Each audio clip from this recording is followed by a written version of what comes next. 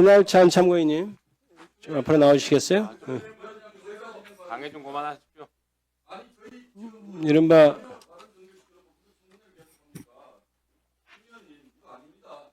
저는 위원장님의 회의 진행에 그대로 잘 따르고 있습니다. 저한테 얘기하지 마시고. 아니, 제 발언에 방해하지 말아 주십시오.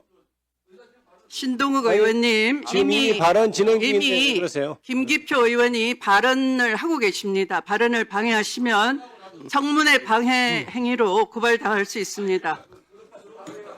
자, 청문회 회의 진행을 지금까지 고성으로 방해해서 오후 회의가 진행되지 못한 바 있습니다. 두 차례나 정회를 반복했습니다.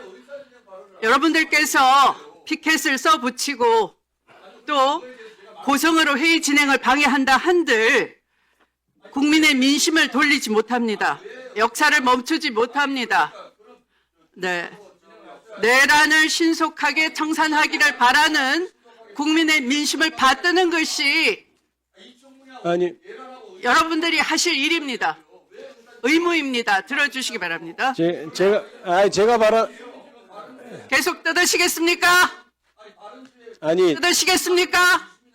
신동욱 의원님 뜯으시겠습니까? 경고합니다. 조용히 하십시오.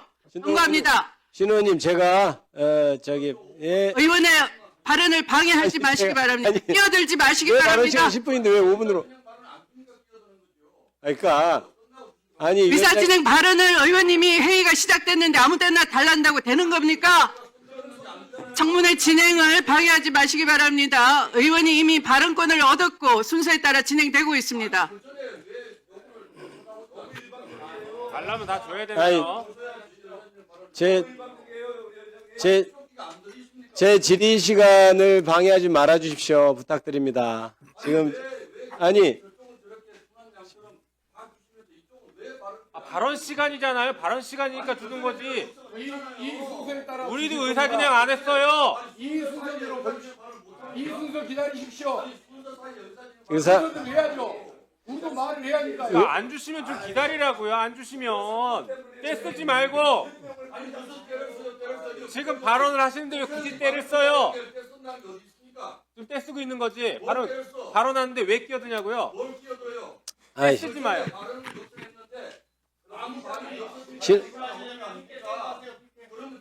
신 의원님, 제가 질의 시간이니까요.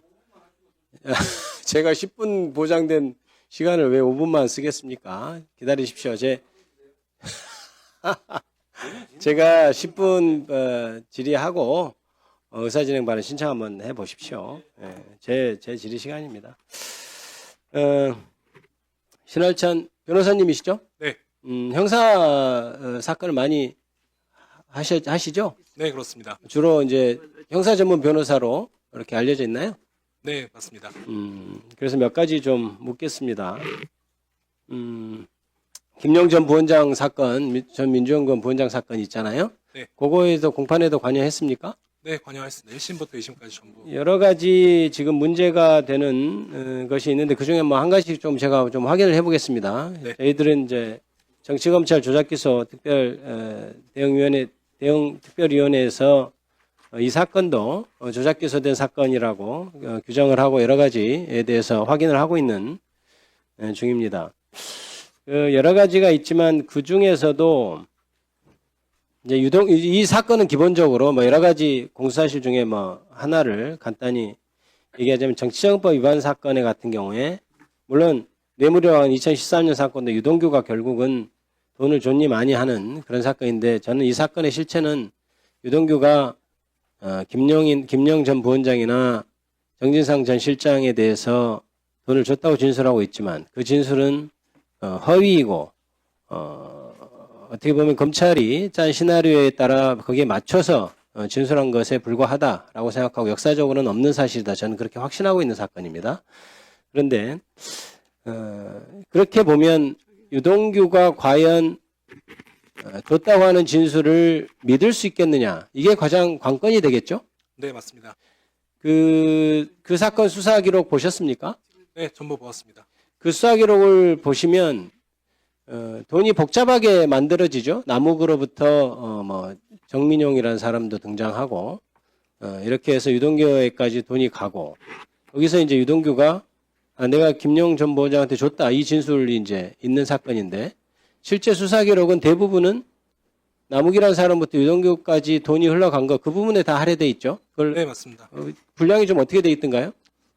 총 정치자금법 위반 사건 10여 건이 있고 추가 증거 기록까지 합치면 근 20건 정도 되는 기록 중에 대부분은 진술 증거를 제외하면 돈이 어떻게 마련되어 남욱을 통해 유동규로 흘러간 내용 그리고 그 외에 그 김용 전 부원장이 당시 시의원으로서 한 입법에 관련된 내용 이런 내용들로 구성되어 있습니다. 그렇죠. 그러니까 결국 중요한 것은 뭐 돈을 만들어줬다고 하는 사람들끼리 돈이 어떻게 만들어졌는지 뭐 그거는 사실 알 바 아니죠. 유동규가 과연 김용 전 부원장에게 돈을 줬느냐 이 부분이 가장 중요한 핵심이 되겠죠. 맞습니까? 네, 맞습니다.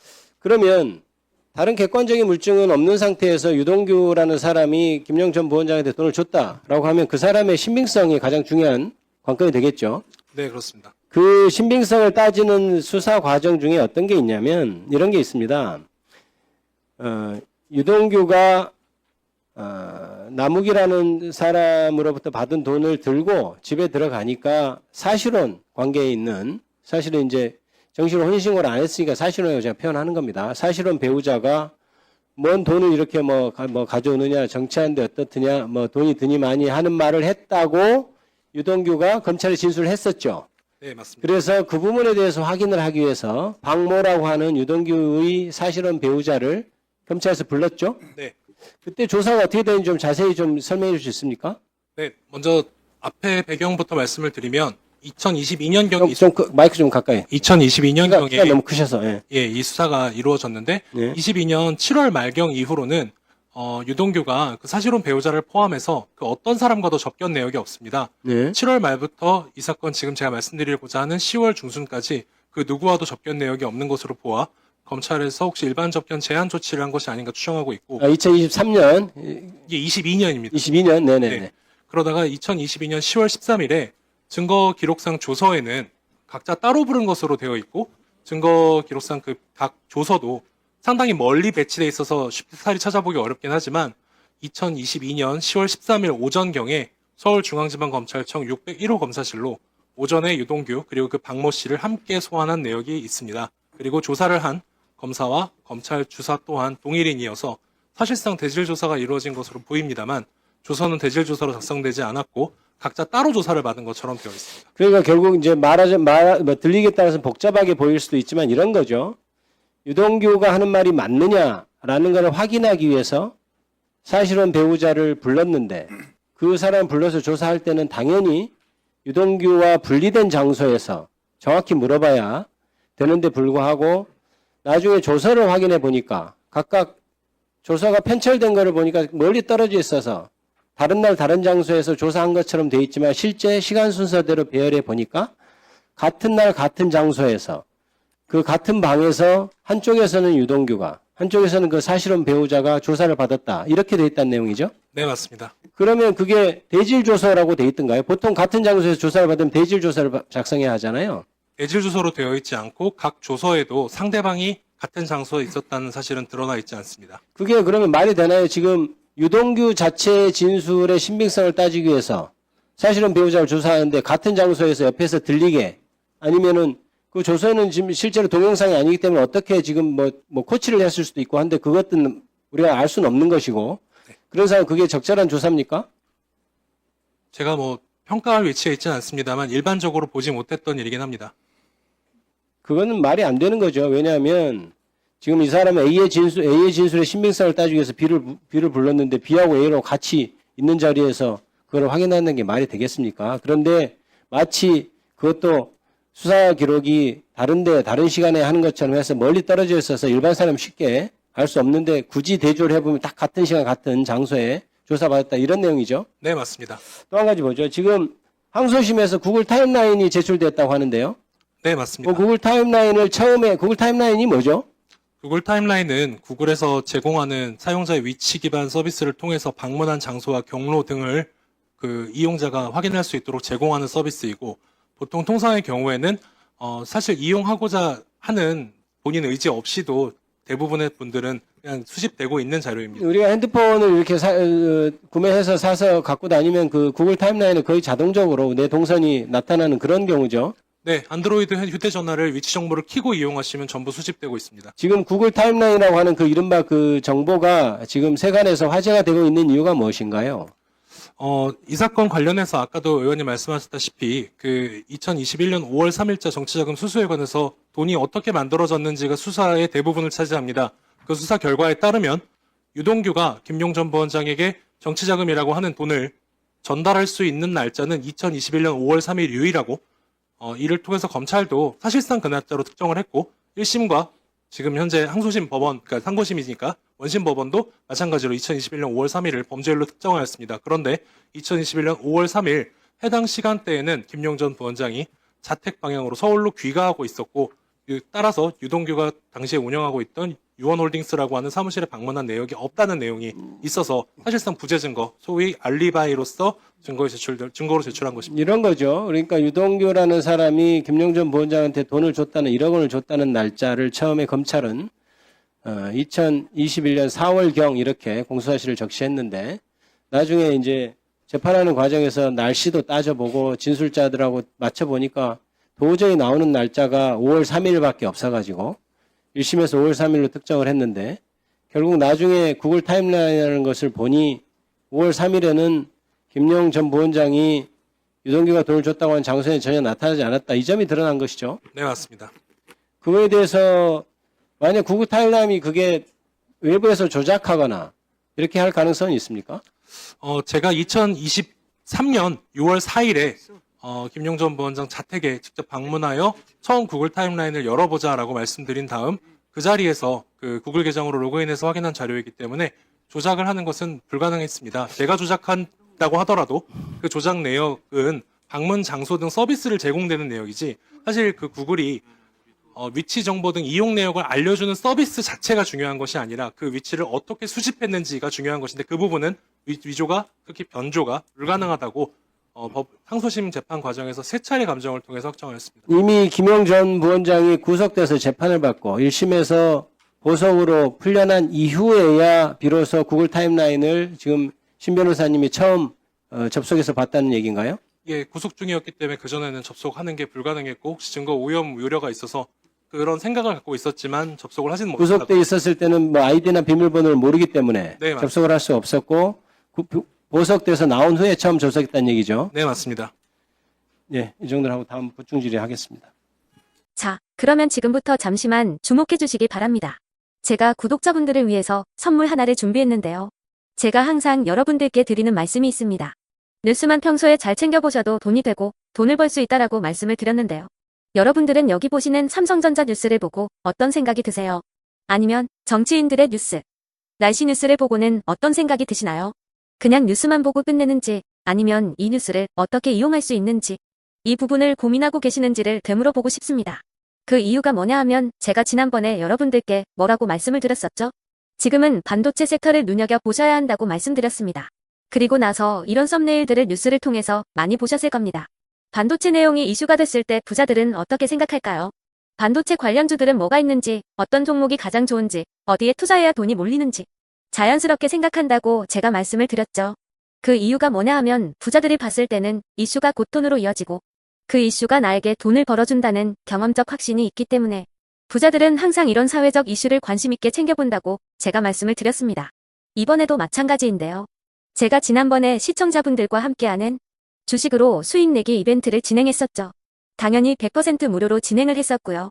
여기 보시면 아시겠지만 제가 지난번에도 구독이라고 보내주신 모든 시청자분들께 반도체 관련주 중에 가장 크게 급등할 딱 한 종목, 많은 종목도 아니라 한미반도체 한 종목을 여러분들께 추천드렸어요. 그러면서 여기 나와 있는 대로 정확히 얼마에 매수해야 하는지, 그리고 수익률이 어느 정도 나왔을 때 팔아야 하는지를 이런 부분들까지 여러분들에게 정확히 알려드렸었는데 지금 실제로 어떻게 되었다? 오른쪽을 보시면 아시겠지만 제가 지난번 문자 발송으로 이 한미반도체를 소개해드리고 나서 실제로 이렇게 5배 이상 어마무시한 상승이 나왔습니다. 100만 원만 투자를 했어도 무려 500만 원이 넘는 수익금이 생긴 거죠. 그래서 당시에도 굉장히 많은 분들이 제가 드린 이 한미반도체로 수익을 내실 수가 있으셨을 텐데요. 또 최근에도 두산 에너빌리티라는 종목을 소개해드리고 2배가 넘는 상승이 나와주었습니다. 다시 한번 축하드린다고 말씀을 드리겠고, 이번에도 마찬가지입니다. 앞으로도 2025년, 2026년 계속해서 기대해볼 섹터는 AI입니다. 그 중에서도 AI 반도체는 그 누구도 부정할 수 없는 미래성장 산업입니다. 그러면 우리가 어떻게 생각해 볼 수 있을까요? AI 반도체 종목 중에 앞으로 크게 대장 역할을 하면서 10배 이상 급등할 수 있는 템베거 종목을 지금부터 열심히 추적해야 한다는 겁니다. 큰 돈을 투자하지 않더라도 월급의 일부분 아주 소액이라도 이 종목을 모아가야 수백 %의 수익률을 손에 쥘 수 있는 것이죠. 지금 여러분이 보고 계시는 이 유튜브 또한 AI 반도체와 아주 밀접한 연관이 있고 반도체야말로 대한민국의 핵심 산업으로 앞으로 더더욱 시장은 성장할 수밖에 없습니다. 또한 현재 이재명 정부는 코스피 5천을 공약으로 상법 개정까지 단행하면서 우리 주식시장을 살리려고 많은 노력을 다하고 있습니다. 5년 동안 정부는 우리나라의 주식시장을 살리기 위해 주도적으로 행동해 나가면서 이재명 대통령 본인 또한 코스피 지수에 본인 월급을 투자하겠다고 선언한 상황인데요. 그렇기 때문에 제가 이번에도 뭘 보내드리고 있냐면 지난번과 똑같이 구독이라는 문자를 보내주시면 제가 AI 반도체 관련주 중에 앞으로 대장주 역할을 하면서 주가가 가장 크게 급등할 한 종목을 여러분들께 문자 발송으로 종목명과 사고 파는 시점을 모두 알려드릴 건데요. 그 문자를 받고 여러분들이 주식으로 돈 버는 연습을 한번 해보셨으면 좋겠고요. 혹시라도 나는 주식을 하지 않는다 하시는 분들은 주변에 주식하시는 지인분들에게 말씀을 해주셔도 되고요. 아니면 연세가 있으셔서 투자가 어렵다 하시는 분들은 이 종목을 자녀분들에게 한번 사봐라, 이걸로 한번 수익을 내봐라 이렇게 조언을 해주실 수도 있는 거겠죠. 그래서 지금 이 영상을 보시는 시청자분들 중에 나도 이번 종목이 좀 궁금하다 하시는 분들은요. 누구나 상관없이, 그리고 어느 시간대나 상관없이 부담 없이 010-2250-0333번으로 구독이라는 문자 보내주시면 제가 이번에도 똑같이 무료 추천 급등주 문자를 보내드리겠습니다. 이해되시겠죠? 제 번호 010-2250-0333번으로 구독이라는 문자 보내주시면 여러분들이 직접 이슈를 통해서 돈 버는 연습을 해보실 수가 있는 거고, 제가 돈을 받는 것도 아니고 투자를 대신해 드리는 것도 아니기 때문에 부담 없이 신청해 주시면 되는 겁니다. 그리고 수익이 나면 저는 다른 것은 하나도 바라지 않습니다. 제 채널에 구독, 좋아요 한 번씩만 눌러주시라, 이렇게 다시 한번 말씀을 드리겠습니다.